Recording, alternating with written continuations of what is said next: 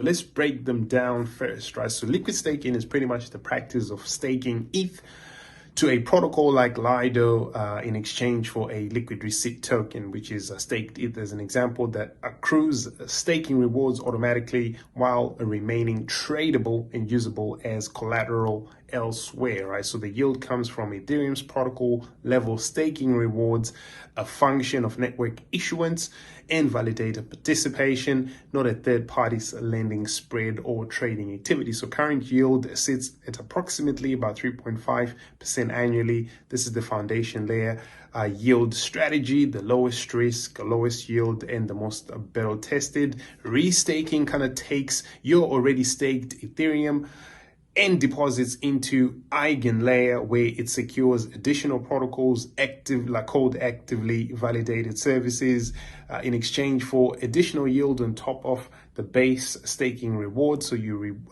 receive this liquid staking token, such as ETH from EtherFi, right, representing your restaked position, and the combined yield from base staking plus the rewards. Currently, AVS, for example, runs 5.5 to 7%. The additional yield comes with that additional risk, a second layer of smart contracts, exposure to whatever the AVS's your restaked capital is securing, and a slashing risk that did materialize in the Kelp DAO incident that we saw recently. And then Pendle fixed yield uses Pendle Finance's yield splitting mechanism to pretty much lock you in a guaranteed APY on a yield bearing asset until a fixed maturity date. So buying the principal token on Ethena's USDE currently locks in approximately 9.5%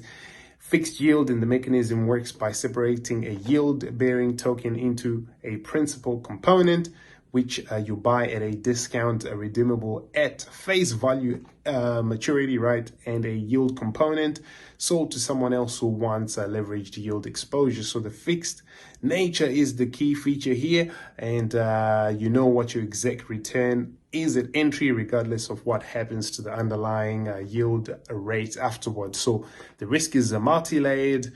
Pendle's own contracts, the underlying Ethena synthetic dollar mechanism itself, and the liquidity of capital locked until maturity.